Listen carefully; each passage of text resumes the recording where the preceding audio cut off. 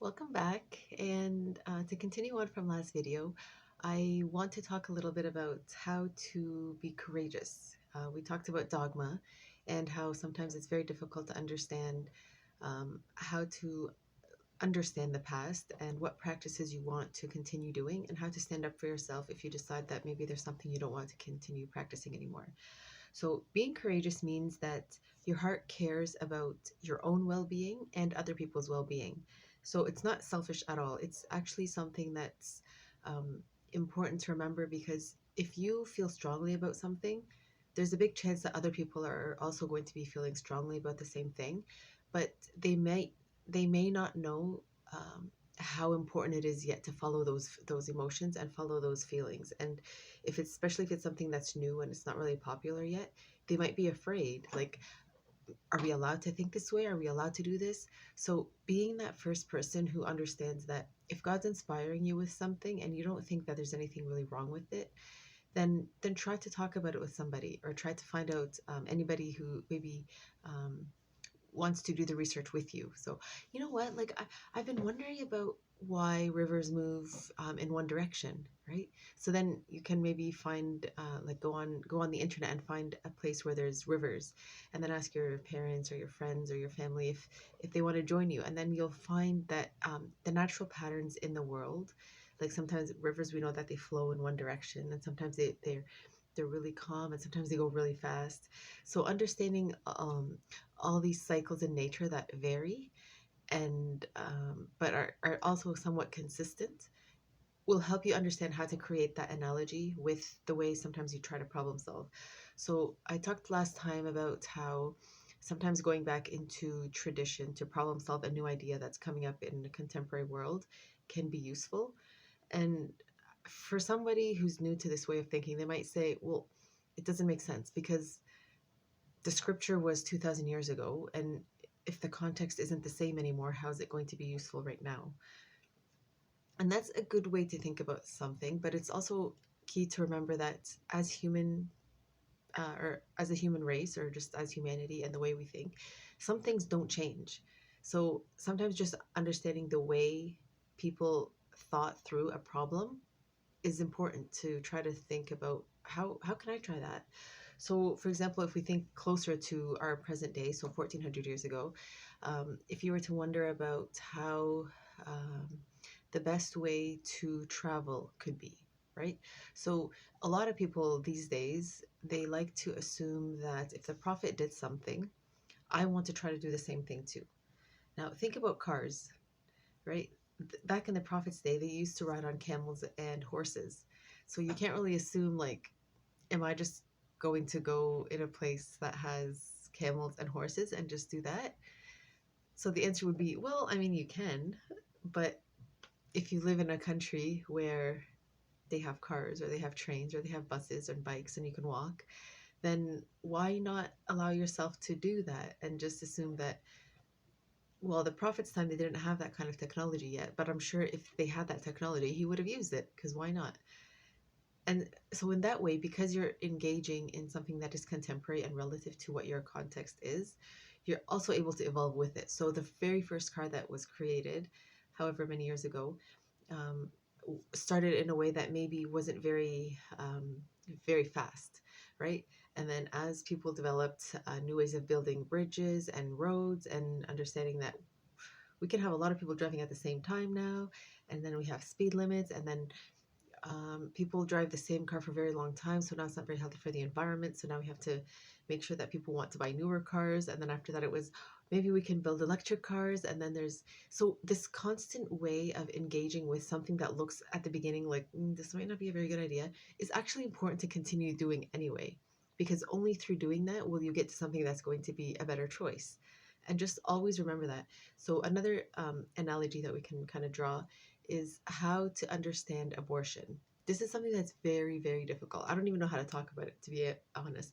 But to understand choice, the importance of choice. Sometimes people will say, if a child is born, I mean, if a child is like a baby's in the tummy and it's kind of developed where you can hear the heartbeat, then maybe you shouldn't have an abortion. You should continue to have the baby until it's fully full term, it's fully developed in the mummy's belly, and then you can deliver the baby, and then you can start thinking about adoption, because not a lot of couples are able to have a baby for one reason or another. So in that way, you're being charitable with yourself. You're allowing life to grow. And then even if you think that maybe I'm too young to have a baby, or um, I don't really know that I'm ready to have a baby, like to be able to take care of one, then maybe I can find somebody who wants to and who is able to. And from there, you're creating a way that's thinking for other people who might be struggling with that and may think like, should I do some surgery on my body so I never get pregnant? I never have to worry about this. So a lot of these questions are very difficult ones, and it's important to understand that being that courageous person always reminds you that these ideas are coming from your heart, so they're always going to help you be inspired and reassured, and and then it'll help you know that it is a really big job to be courageous and to kind of always ask for inspiration and not just rely always on how your mind intelligizes something or rationalizes it, because sometimes the mind can trick us, especially if we're trying to give ourselves a way out. It could be like, well, I mean, if I, and then you try to, but if you always remember, I have to think about my heart and what would my heart do, and then think about somebody else's heart, because that's basically the part that cares the most in our mind, in our body. And from there, we know that that's where our spirit uh, basically wants to continue to grow. So think of the heart as also having an intelligence that we don't always understand. So I talked about this, I think, in my last playlist about postmodern Islam, which in where I discussed wanting to create a journal that maybe we can sell in the future. But think about just like a regular journal. Like, sorry, I went to a craft store and I bought an agenda. And in the agenda, it has like tabs, and it'll give you kind of like the days of the week. And then it'll give you like the months, and it'll have little tabs in them. So why wouldn't you go to a store and just get like a regular book? Just like a regular notebook that just has like paper in it, right? So like this one here, right? Like I wrote just a journey journal, and then I wrote the date so I know when I kind of started this. And then just have like little tabs. You can buy little tabs and then stick them on, and just be creative. Like you can go to the dollar store and you can buy stickers so you can decorate it. And at the beginning, just write, today, this is what I feel. And I think I want to begin a spiritual path because, and then just write anything that comes to your mind. And this is important because as you go on through life, whenever you have those moments of grief or sadness, you'll remember these times, because remember we said when you're in a good mood and you remember the universe, it's going to help you in the future to remind yourself that good moods are something that you experienced and you want that back for yourself again. And you're going to work on trying to bring yourself back into that state of mind because you know that you were already there and it's possible. So you're already your self-encouraging person.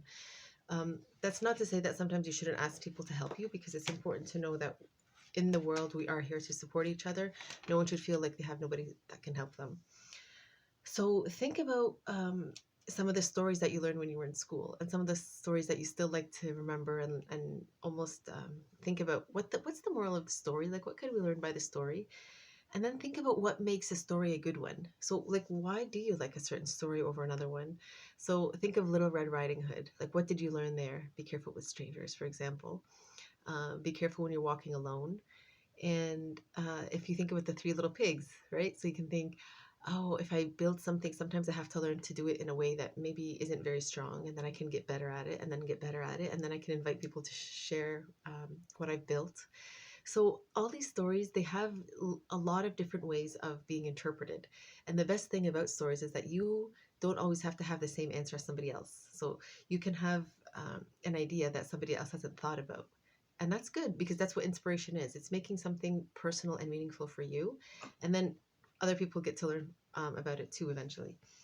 So when you're doing this, remember again the benefits of fasting. So if you were reading a story and you're like, I don't even know, like it's just nothing's coming to my mind, then just it's okay.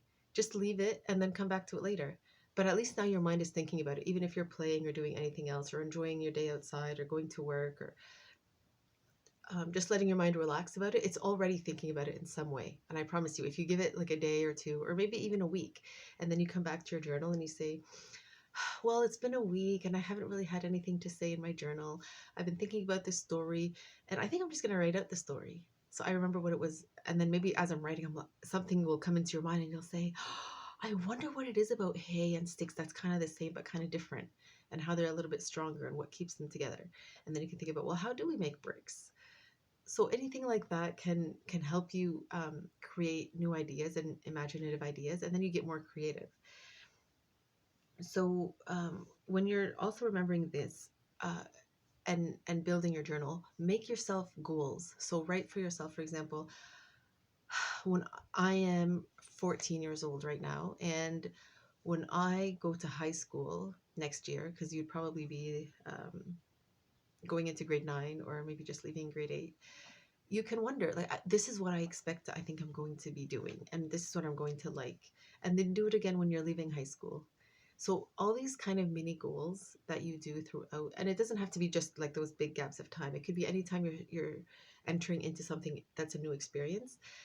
Write those out and then almost have like an idea formed in your mind, so that when you go in to that experience, you almost have a way of also being um, ex- having an expectation that might be lower than what you expected. So knowing that this is the highest expectation, but also remembering, I wonder if things don't turn out the way I wanted, like how would I react?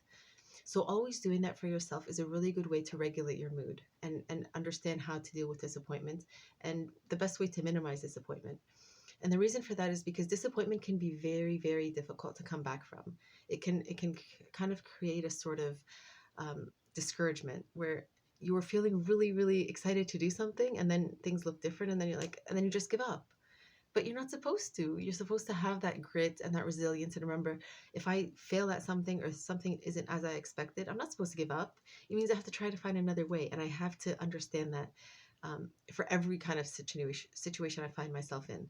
And then as you do this from a younger age, your mind will develop that habit. And as you grow up into the adult world and become your adult person throughout life, it's just going to be a habit of mind. It's not even going to be something that you ever consider as like, I can just give up now, unless it's something that you're constantly trying to do and it's just not working out, in which case maybe it's just not healthy for you as a person and you need to try something else. So again, the example that I gave is how to be charitable with yourself with these goals. So for example, if I've decided, like I mentioned 3 or 4 years ago, I wanted to study um, how to teach English in different countries. So I was really excited about this because in my mind I was like, oh my gosh, I get to travel and learn how to understand different cultures and teach at the same time, which I love understanding how kids learn in different ways. But for some reason things didn't work out. Like I had all the documents, everything was sent out, and almost a few weeks before I would have got a response that, okay, you can go, I just sent them an email and I was like, you know what, I don't think this is a good idea for me.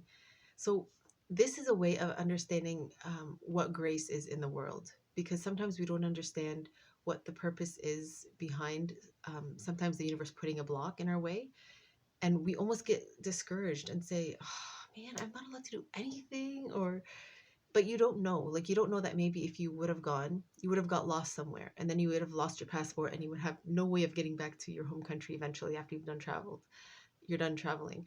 So always remember, if something that seems like it's discouraging happens in your life, don't always think of it in the worst scenario, that the universe is against you. Think of it as, how how is this helping me? Like, why shouldn't I maybe travel right now? And maybe why do I have to wait until the future, until maybe I'm older, or maybe I have somebody who wants to go with me? So in doing this, you're going to always remember that um, being charitable with yourself means that God isn't doing this to be mean to me, right? Because God made me. He's not going to try to make me feel like I'm not good enough. Because think about a project that you made. You're usually really proud of it, right? So if you think that God made me, he wants to help me be the best person that I can be. So if you think about that, maybe what you're trying to do isn't unique enough for you.